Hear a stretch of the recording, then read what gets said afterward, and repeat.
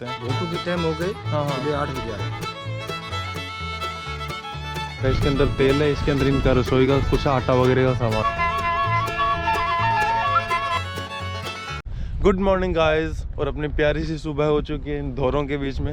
रात को हमने यहाँ पे टेंट लगाया था और यहाँ से पूरा सम दिखता है। रात को टिल्लों में नींद तो काफ़ी अच्छी है, लेकिन जो एक दिक्कत आई सामने वो ये थी कि यहाँ पे काफ़ी हवा चल रही थी, क्योंकि हमने सबसे ऊपर वाली टिल्ले के ऊपर टेंट लगा रखा है ना, तो पूरा टेंट अंदर से मिट्टी से भर गया। दिख रही है मिट्टी मिट्टी पूरे टेंट के अंदर। और उठते ही मेरे को मिल गई ये अंकल जी।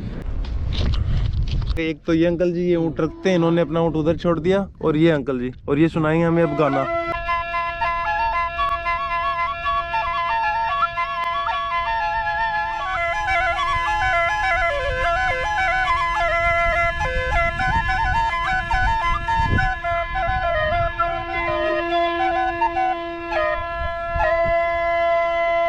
बहुत बहुत शुक्रिया साहब।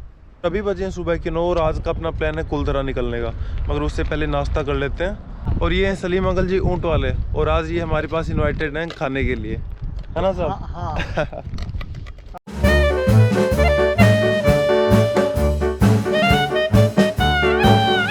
अपनी मैगी बन के हो चुकी है रेडी। सलीम चाचा उठ जाइए, खाना बन गया। नींद आ गई थी क्या? अच्छा लगा।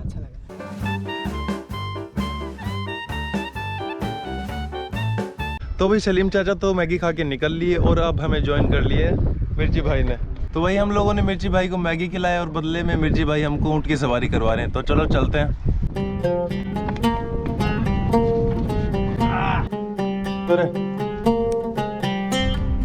शुक्रिया जनाब मिर्ची भाई, बहुत बहुत गले लगी है। कोई पैगाम देना चाहोगे अपने देश की आवाम को? धरती धोरा आ रही है। सब कुछ अपना हो चुका है पैक, और अब चलते हैं सामने रिजॉर्ट के अंदर, क्योंकि अपने आँख नाक मुंह हर जगह मिट्टी मिट्टी घुसी है, तो वहाँ जाके नहा लेते हैं।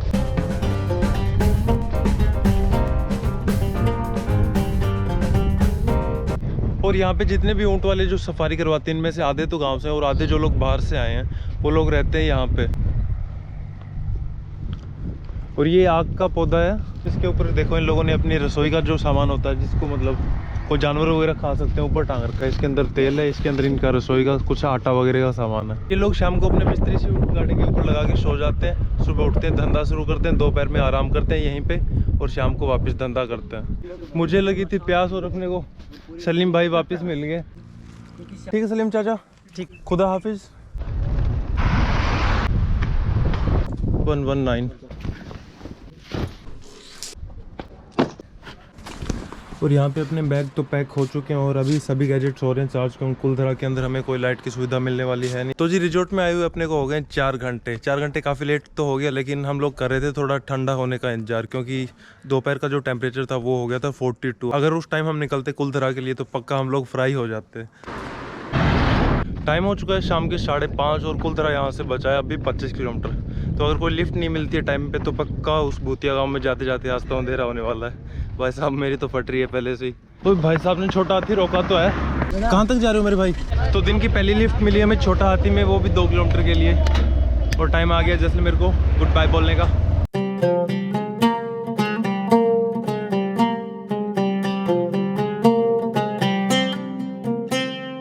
छोटा हाथी वाले भाई साहब के छोड़ने के बाद ये जो सर है ये हमें कल मिले थे जैसलमेर के अंदर, यही मिल गया हमें गाड़ी के अंदर, और उन्होंने गाड़ी रुकवा ली। शुक्रिया साहब, थैंक यू। शुक्रिया नवाज भाई, शुक्रिया।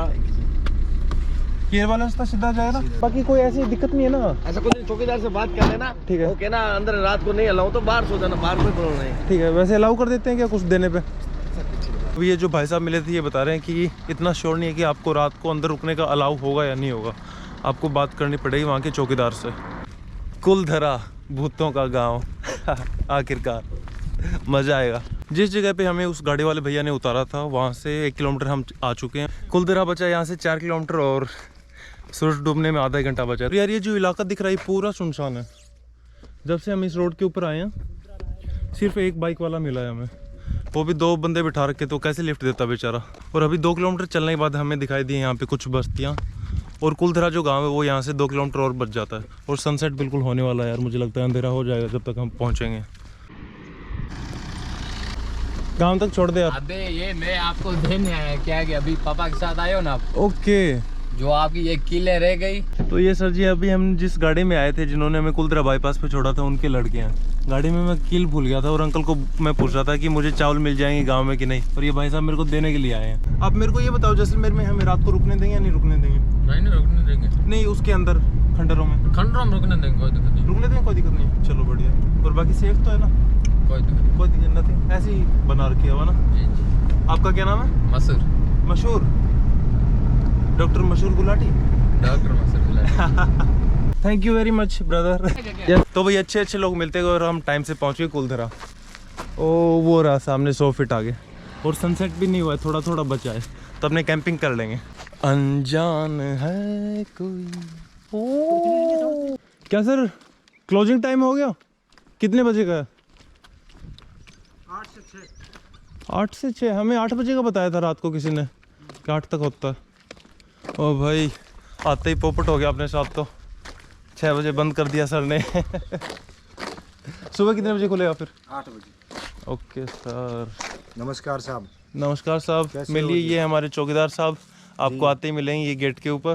भूतों की टाइम हो गई। हाँ। सुबह 8 बजे आ जाओ। ये जो तालाब है ये बना है कुलधरा गांव के बाहर की तरफ, और ये जो गार्ड साहब हैं ये जा रहे हैं हमें हमारी कैंपिंग लोकेशन दिखाने के लिए। तो बताइए सर किस तरफ आप लगाएं? ऐसा करो ना, वो साफ जगह है ना, हाँ। जहाँ नजीक पेड़ ना होना चाहिए। ठीक है। हाँ, पत्थर ज्यादा नहीं होना चाहिए। ओके। क्यों, उसमें भी सांप हो सकता है। हाँ, वो सामने है ये तालाब और इस तरफ है कुलधरा गांव, और अपने आज की कैंपिंग लोकेशन को साफ के लिए यहाँ पे लगाएंगे टेंट। और जब तक थोड़ी थोड़ी रोशनी में जाली के बाहर से गांव को तो देख लेता हूँ ना। यहाँ से तो कुछ नहीं दिख रहा, बस ये कैक्टस दिख रहे हैं या फिर ये छतरी बनाई हुई है।